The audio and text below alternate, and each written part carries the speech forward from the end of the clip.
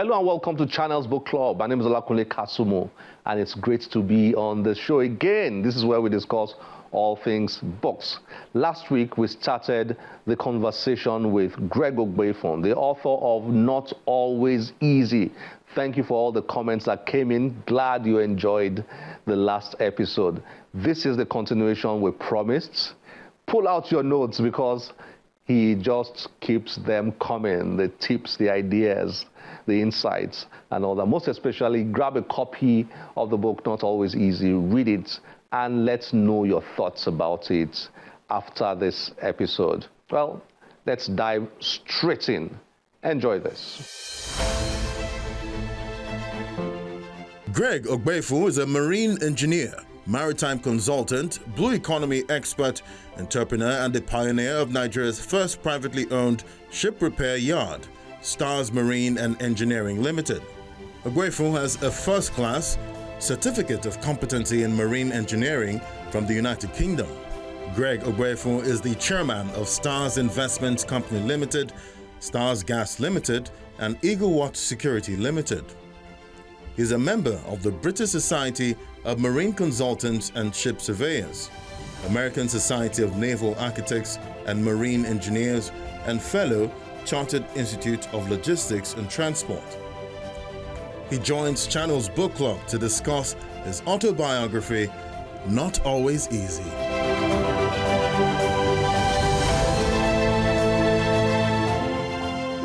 So that was how you got into the marine, and that industry shaped you, defined you. I mean, that's where not without challenges, because halfway through the training, Shell said we should, well, 4 of us out of 4,000 will come back to Nigeria and work for a few years before going back to complete. I did a little bit of research. At that time, there was an oil glut worldwide, and then Shell tankers, who were our trainers in the UK, were beginning to lay off people. And I said to myself, if we go to Nigeria, we may not be able to come back.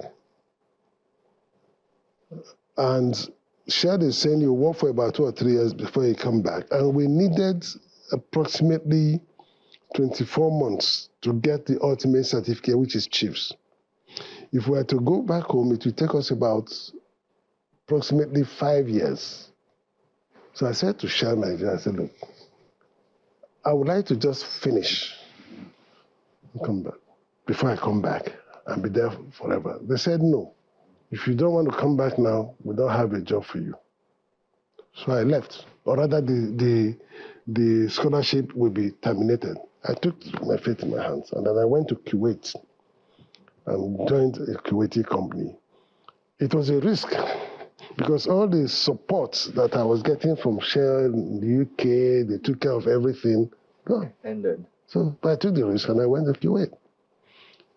24 months, was it 24 months later or even less than that? I was on leave from Kuwait. I got a phone call from Shell congratulating me. How did they know what I was doing? They were tracking me, and I didn't know. Congratulations, you've got your first class certificate of competency. Nigeria wants you back. I said, Nigeria wants me back? I said, these are my conditions. I want a return ticket so that when I go, I don't like what they have to. I want to come back to my job. So they gave me a return ticket. I went there. We sat down, we talked. The job they offered me was a big job. Only expatriates have been on that job. The last guy had been on that job for 12 years. And they said, they want me to go and do this job. I said, okay, now, I'm aware that the last person there has been there for 12 years, an expatriate, comes and goes. As I say, Nigeria, I don't want to be stuck in a job for 12 years. I want to be able to move laterally and aim to get to the top. And there's nothing wrong with that. Then I won't mention it. Say, oh no, is he to tell us what if he doesn't want you to go? And I went back and continued my job. Yeah, to Kuwait. And then I was on the biggest ship in the world at the time, Shattered Arab, 500, 500,000 ton tanker, right?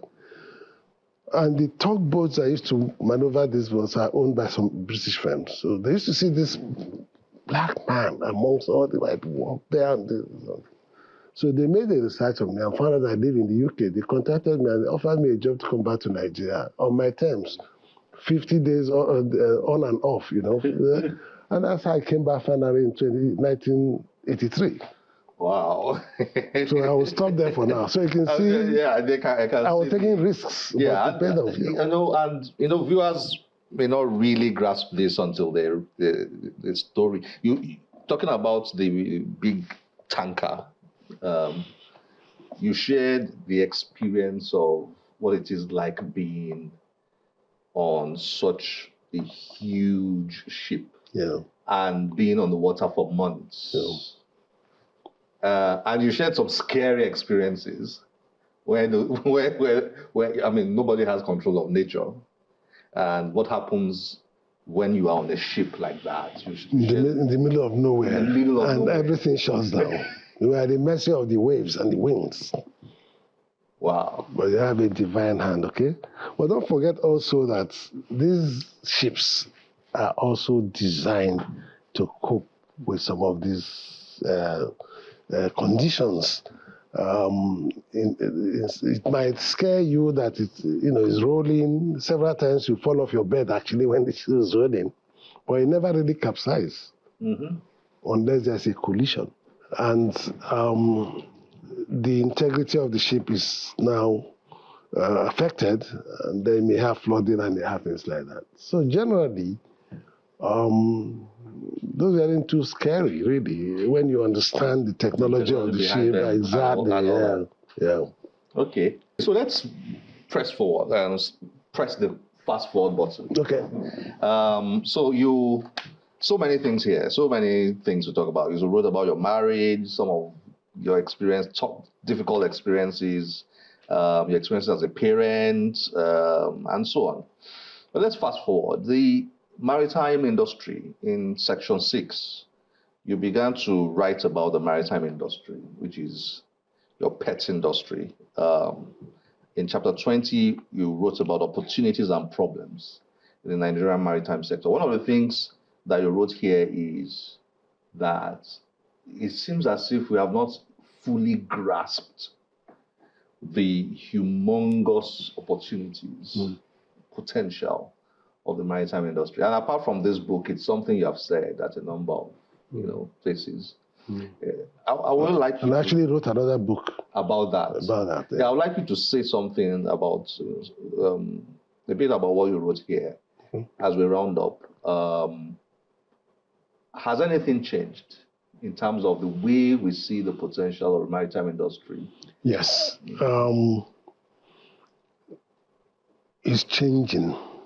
It's not really changed, it's changing. In 2011,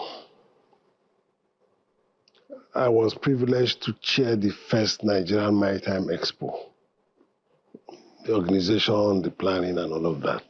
And in my welcome remarks, I called on the then president of Nigeria to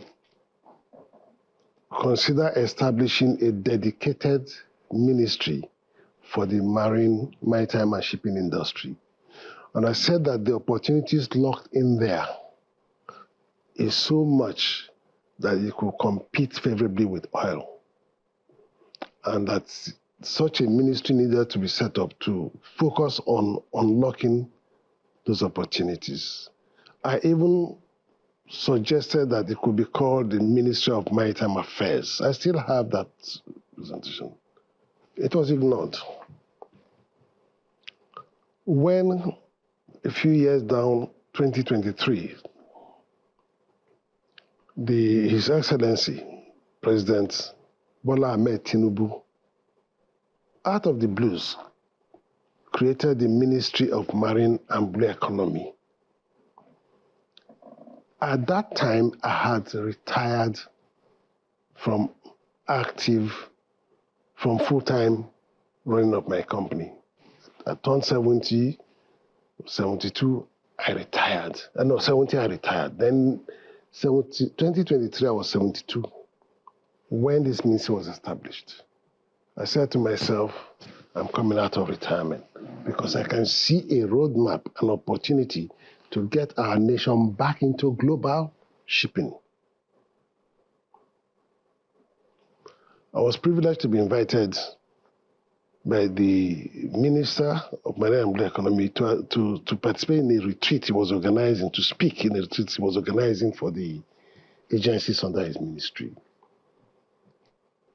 And I expounded all the opportunities, the challenges, and I said, look, I have, as a private sector player, decided to come out of retirement because unless we, those of us in the industry, private sector players, establish platforms for the policies to be tested, the ministries and the government can only provide policies and things, but the private sector has to create platforms to drive them in a collaborative manner. So I set up a company, I began to do that. I see huge light at the end of the road because without patronizing anybody, our president and the Honorable Minister of Marine and Blue Economy are determined to bring the country back into global recognition. The minister particularly, I know, is working tirelessly. The first thing he did was to set up a process of establishing a national policy on marine and blue economy. That was approved by the Federal Executive Council a few months ago. There has to be a policy that guides everybody, that shows it has never existed. You may be aware that recently also, membership of the International Maritime Organization Security Council Category C has eluded this country for 14 years. Just about a month or so ago, this administration, supporting the relevant organs of government, focusing on our sector, doing the needful, Nigeria has been readmitted into that place. So now that Nigeria is in there, it's a 2-year tenure. The government needs to understand that the whole world is watching to see if you can upscale your maritime activities to be noticeable worldwide. Let me give you something that will shock you, or you probably already know. If you're a mariner and you look across the river to Apapa, all the ships you see on the Apapa side up to Tinkan Island, Lekki Deep Sea Port, all the ships you see there, and you look at the bar, ocean, they are all foreign ships. A country of 230 million or more, all our imports and exports are carried by foreign ships.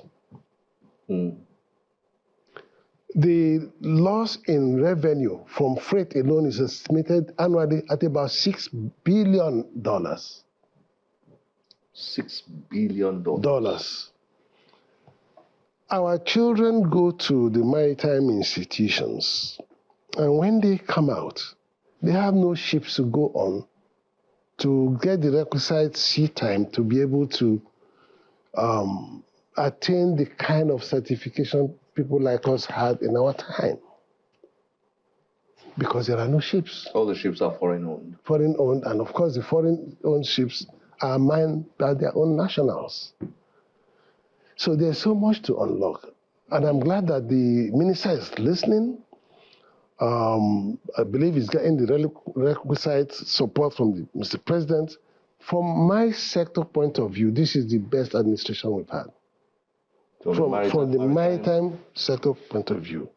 If they keep the trajectory, and I shared with them that if they do X, Y, Z in 1 year, about 10 Nigerian shipping companies, ships owned by Nigerians, registered in Nigeria, will be flying international, flying all over the world. And that in 5 years, 50% of the ships you see in our Nigerian waters will be owned by Nigerian companies. Fantastic. I mean, we'll get to talking. I know that's your passion. That's your area. Sorry if I'm taking too much time. Well, and on a final note, I can't but ask you this to round up, because one of the chapters in your book is about your baby, your business baby, which is your stars. I think I'm looking for the chapter on that. We're talking about shipyard expansion. Or the story of how your entrepreneurial story on how you started your business, which is 40 years. Is it 40 years this year? The first company, I have 7 active companies right now. Yeah. The first company was set up 40 years ago. So we're celebrating 40 years of Stars Investment Company Limited. They are the ship owners. Yes, 40 years. Yeah. That's a ship. The ship owning company. Owning company. I started that company 1st of July 1986 with 100 naira. 100 naira. 100 naira. What's the worth now? I know you want to tell me. No, the company is worth 30 billion naira now. Wow. And they have about 11 ships. 100 naira. Yeah. Okay. So the story is very, very interesting. Now it's all in the book. Yeah, I know. I read the story here. Now that's on a final note. Let me ask you. Stars is 40 years. Most companies in Nigeria don't last that long. Most companies in Nigeria. In fact, I usually jokingly say to people that if you have a company in Nigeria that has hit 20 years, it is equivalent to a 100-year-old company in America or Europe, given the circumstances around here, so starting and running a business and all that. So 40 years, you've been doing this. On your final notes, you've written a lot here, but I'd like you to share a tip, from that experience, which you also hinted in this book. 40 years of doing business in Nigeria. What has that been like, and what's a standout lesson for you? Tough. The biggest challenge you have is government. The impediments that come with government come from government. So the only way to navigate around that, from day one, have a mindset that corporate governance must be key in the company. All government regulations, do everything you can to comply. Because if you don't, and they come and you compromise and you give money, when they are hungry, they come back to that same thing. So it's better to deal with it. That's number one. Number two, what was my desire to go into business? I was pushed into business. I thought I was a regular worker by nature. And then when I was pushed into business, okay, now I'm going to do this. I have to do it to the best of my knowledge. I have to do it to ensure that it outlives me. So it's not about me making money for me. It's about me establishing a legacy. I have 7 companies and they are all on the same trajectory. The next one is about 25 years. The other one is 1992 is what? 32 years. Mm-hmm. The different companies. So that structure. Then, of course, Nigeria is a situation, it's a place where you desire to grow this way, and situations can come that will tempt you to step aside and start chasing other things. What am I talking about? At difficult times, I've had opportunities to make quick money. But I'll scrutinize that opportunity. If I see any possibility of dent to my name and my business, I let go. Another one is situations will arise where you are made to forego what is your right. And people are ready to fight with all the things they have. And when I see that situation, I let go. Take and go, and I stay focused. Mm. So there are issues that can truncate your business goal. But it depends on what you want in life. Now, My second daughter is running SARS investment. She took it from a 11 billion naira company now to 13 billion, a 30 billion naira company, the value of that company. If I was still there, I would never have been able to do that. Times have changed, technology. These children are doing AI. You know, they were playing games with AI just now, things like that. And it says, therefore, that you must have a mindset that after a time, you must know when to step aside and let the younger generation. So that's succession. That's succession. That's succession. So we can go on and on about that, but I think it has worked for me, and it will work for anybody who chooses to understand that this business is not about my generation alone. Therefore, you don't need to just eat and take and take and take until the business dies with you. You take what you need to survive and let the company own the rest. And that's where we are. They just pay me salaries and I'm satisfied. Fantastic. How are you still looking so young at 75 or so? Is it your dancing? I know you dance very well. Well, my two hobbies are dancing and working. Work, not walk. Oh. Dancing and working. Working. Work. You like to work. That's why I get my relaxation. All my homes, I have offices. I don't go to any office. I have my offices in my home, so I can work anytime. But talking about looking young, first of all, again, I give all glory to Him, to God. It doesn't happen by chance. You have to be intentional about it. You have to understand your body. You have to also understand that as you age, certain things about your body age and wither and die. And that's why they create supplements to supplement those things. They're not medicines. To supplement those things in your body that are there and then prevent getting you to a point where you start looking like this when you can actually look fresh. So I take time to study and read up about my health, what's out there to keep me out of the danger. A lot of people are living on the acidic side of the equation when you can actually bring yourself to the alkaline just using 1 or 2 supplements, not medicine. Put in your water, and then it takes you out of the cancer zone. But more importantly, peace of mind. You will not see me with any security. Whether I'm driving from Port Harcourt with my driver to Benin, have Lincoln, because I have all sorts of car, you won't see me with police, you won't see me with escort. I walk around my premises. Okay? So you must organize your life in such a way that you are not carrying burdens. You do some deals, you have to hide. So your mind is working. Then you have your workers, you are buying new cars and getting all sorts of comfort, and you're not paying their salaries. You will age. Because their prayers against you will make you age. You go out with friends, you see Nkwobi, you eat. You see Uche, you finish it. You see Amara, you finish, you will drink Golda and use Guinness to wash it down. So we do this. So I'm intentional about what I take. Your body doesn't need too much. So when you begin to take too much, so I can talk about this, but you have to pay. You have to pay. So that when you're at 75, you look like me. Greg Ogbeifun, thank you for joining us on Channels Book Club. My pleasure. Thank you very much. It's nice to have been here too. Thank you very much indeed.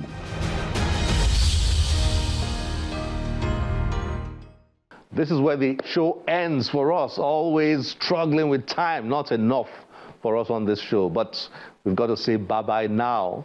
Remember, one great book can change your life. Bye-bye.